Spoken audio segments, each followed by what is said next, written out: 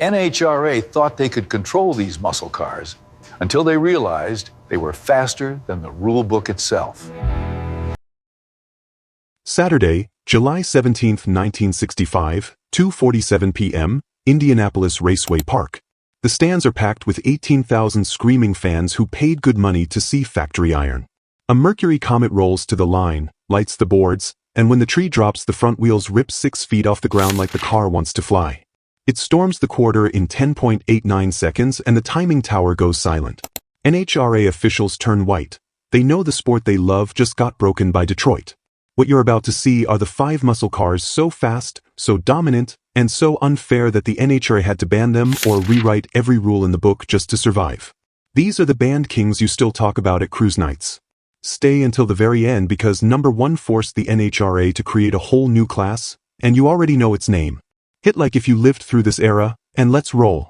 Number 1 to 1965 Mercury Comet A/FX, the factory freak that broke NHRA forever. Summer of 1965. The strips are buzzing. Every gearhead from coast to coast is asking the same question. Did you see what Mercury just did?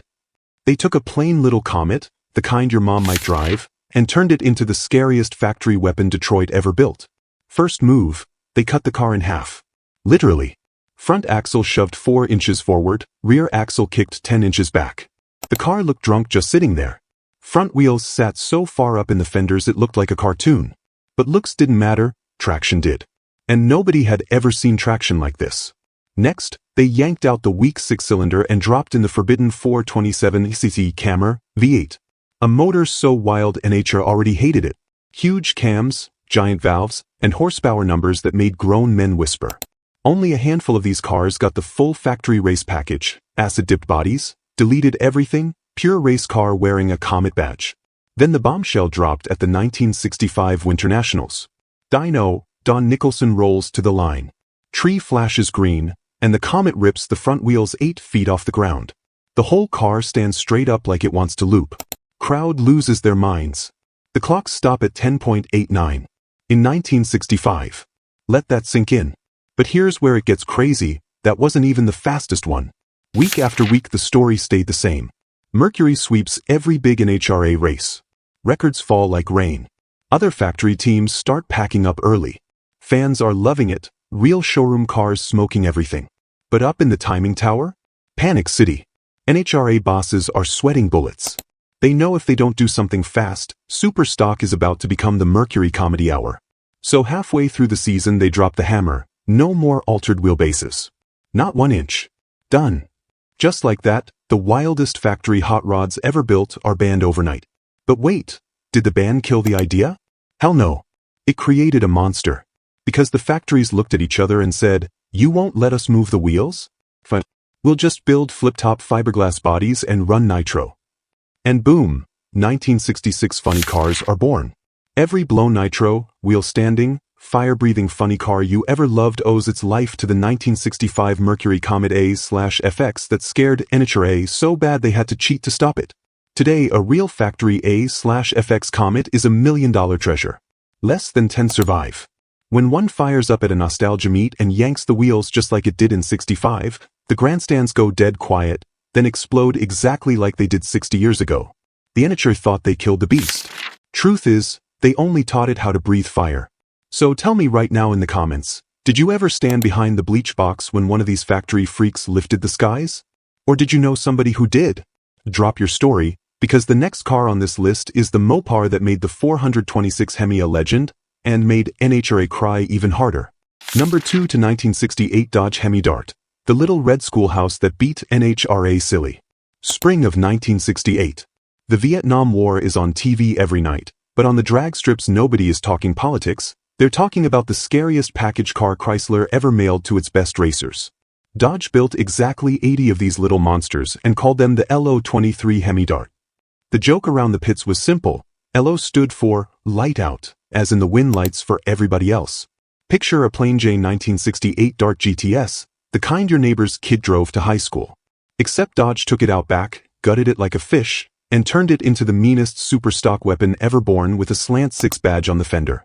They yanked the little 6, dropped in the race-only 426 Hemi with twin four-barrels sitting on top like a pair of angry king cobras, then moved the battery to the trunk, cut giant holes in the inner fenders, and acid-dipped every piece of steel until the doors closed like tin foil.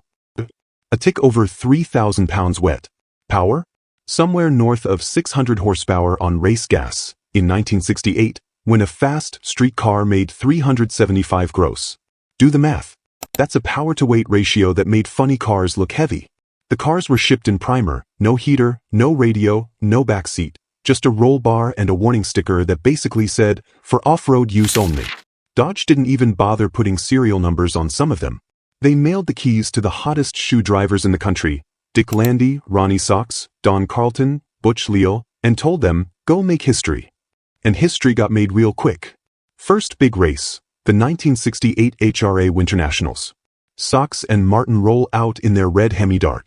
The tree drops and the little Dart leaves so hard the front wheels disappear in a cloud of wheel stand smoke. They run 10.20 at 140 miles per hour in super stock, numbers that made top fuel guys look over their shoulders. The crowd is on their feet. The other racers are loading trailers before eliminations even start.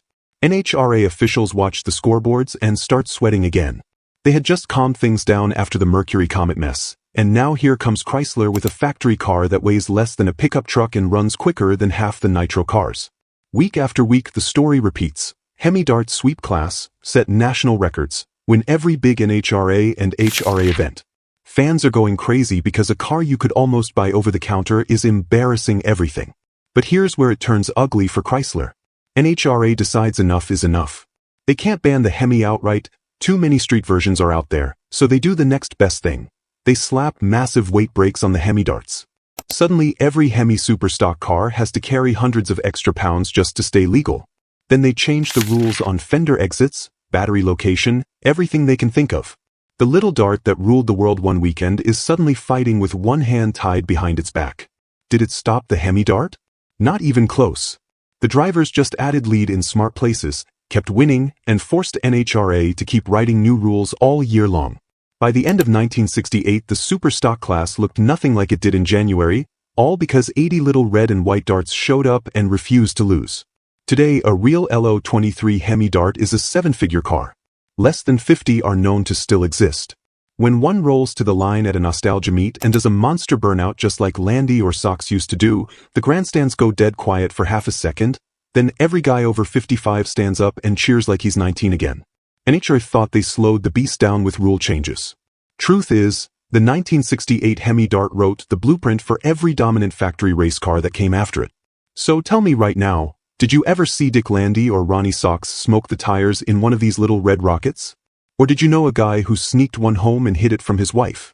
Drop your story in the comments, because number 3 on our list is a tiny Chevrolet that made grown men cry in pro stock, and made him to rewrite the entire class overnight. Number 3 to 1972 Chevrolet Vega, Grumpy's toy. The little car that humiliated pro stock and forced NHRA to cheat. Early 1972. The muscle car era is dying on the street, gas is getting expensive, and everybody says the golden days are gone. Then a grumpy old genius from Pennsylvania named Bill Jenkins climbs out of a tiny orange Chevrolet Vega at the NHRA Winter Nationals and laughs at the entire pro stock field. The same guys who spent $20,000 building big block Camaros and Demons are about to get their doors blown off by a 4-cylinder economy car that cost $2,000 new. Here's what nobody saw coming. While the factories were busy stuffing 454s and 420 SIXS into everything with wheels, Jenkins took the worst car GM ever built, the Vega, and turned it into the most dominant pro stock machine in history. He bored and stroked the little aluminum block 4-cylinder until it displaced 331 cubic inches, added a wild SHC cylinder head he designed himself, and fed it through a 4-speed Lenco. The car weighed 2,350 pounds soaking wet. That's 800 pounds lighter than the big block cars it was racing against. First round, Pomona 1972. The tree drops and the little orange Vega leaves like it's tied to a top fuel car. Front wheels barely kiss the ground, the engine screams like an angry chainsaw, and Jenkins crosses the line in 8.99 seconds, the first pro stock car in the 8s on gasoline, no blower, no nitro. The announcers are speechless. The big block guys are looking at their $15,000 engines like they just got robbed. But it didn't stop there. Jenkins and his Vega went on a rampage nobody could believe. Winter Nationals, win. Gator Nationals, win. Spring Nationals, win. Indy Field. By mid-season, the scoreboard looked like a Vega sales brochure. The fans loved it because the underdog was destroying the giants. The other racers? They were furious. How do you beat a car that's almost 1,000 pounds lighter and still makes 700 horsepower on pump gas? NHRA officials were having flashbacks to the Mercury Comet and Hemi Dart nightmares. They knew if they let this continue, Pro stock would turn into Vega stock overnight. So they did what they always do when they get scared, they changed the rules on the fly. First they slapped a brutal weight brake on small block cars, 5.9 pounds per cubic inch for Vegas, while big blocks got 7 something. That meant Jenkins had to add almost 400 pounds of ballast just to run. Then they created brand new, subcompact, body rules that only hurt the Vega. Then they limited the amount of cylinder head work you could do. Every month a new rule showed up in National Dragster, and every rule had one target: slow down that orange terror. Did it work? For about 5 minutes. Jenkins just laughed, moved the ballast around like a chess master, kept tuning and kept winning. By the end of 1972, he had the NHRA Pro Stock Championship locked up and the Vega had become the most hated and most respected car in the pits. The other teams started sawing their own big cars in half trying to copy him. Suddenly everybody was on a diet. Wheelbase moves, lightweight fiberglass, you name it, Grumpy started a revolution that still runs today. Today, a real Grumpy's toy Vega clone brings $500,000 or more. The original cars are museum pieces.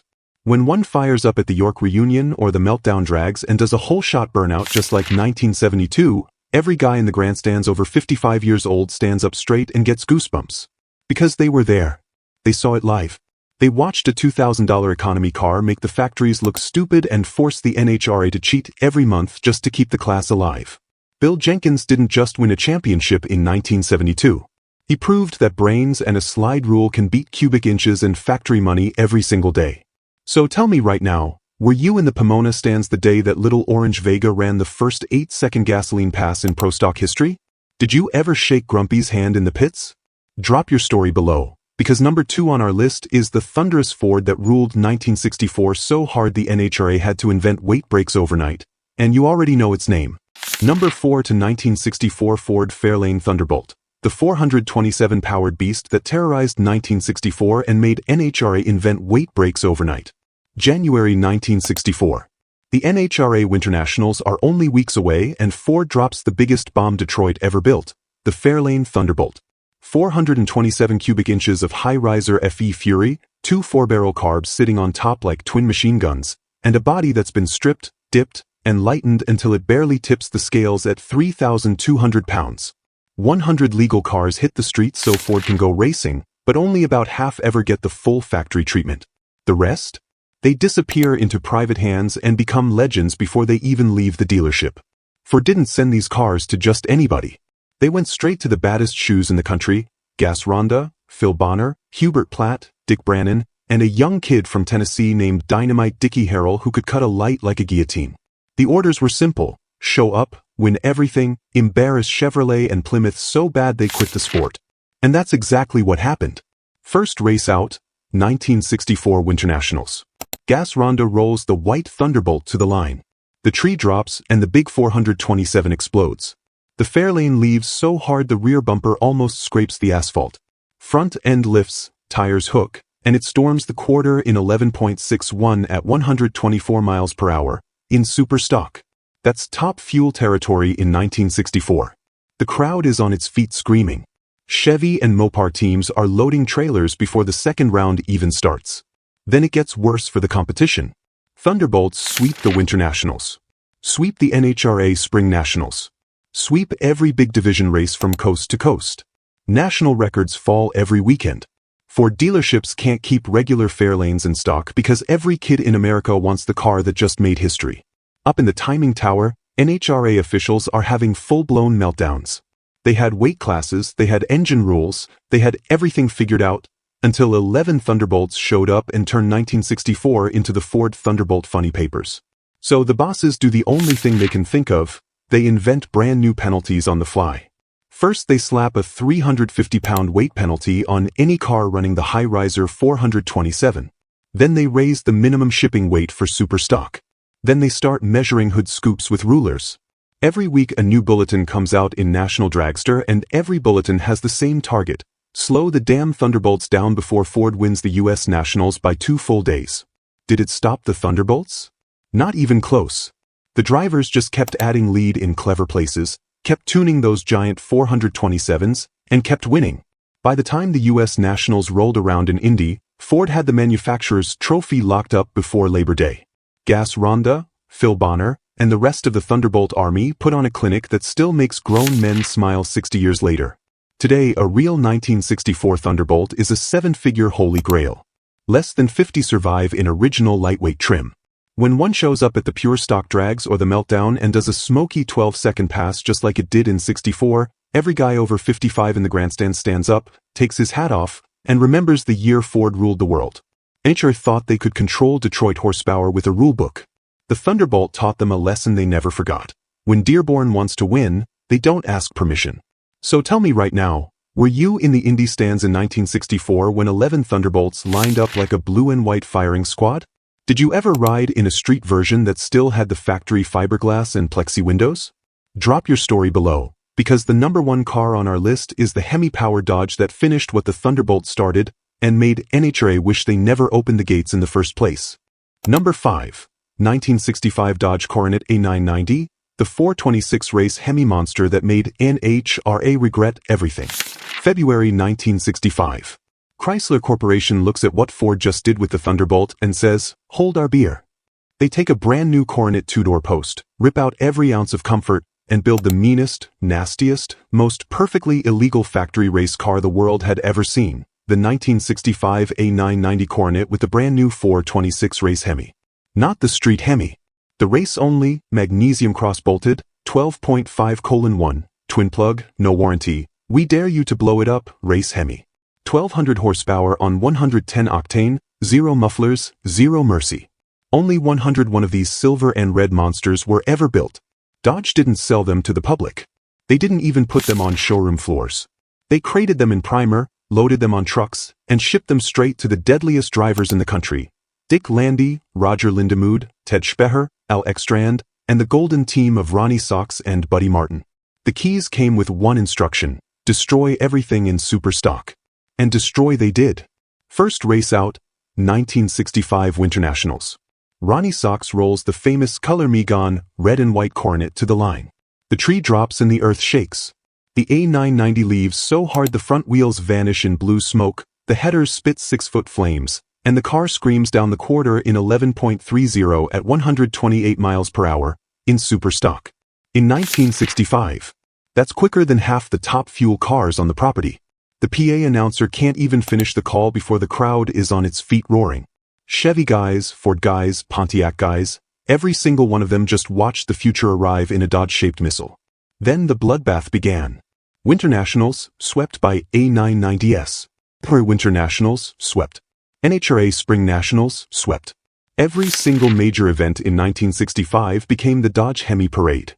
National records fell so fast the scoreboards couldn't keep up. Sox and Martin, Landy, Lindemood, they weren't just winning, they were embarrassing people. Second place was usually another A 992 seconds behind. The fans were in heaven because Detroit was finally building real race cars again. The other factories were in hell. And up in the NHRA timing tower? Pure panic.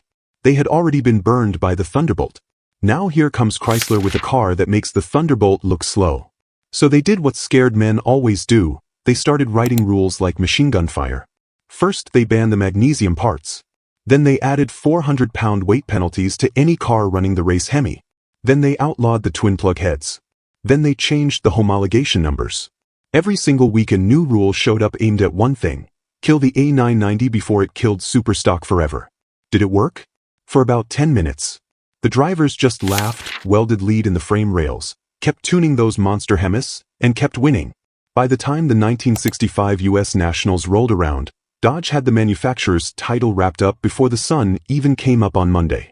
Sox and Martin took the superstock crown in front of 100,000 screaming fans while the NHRA officials stood there knowing they had just watched the most dominant factory car in drag racing history.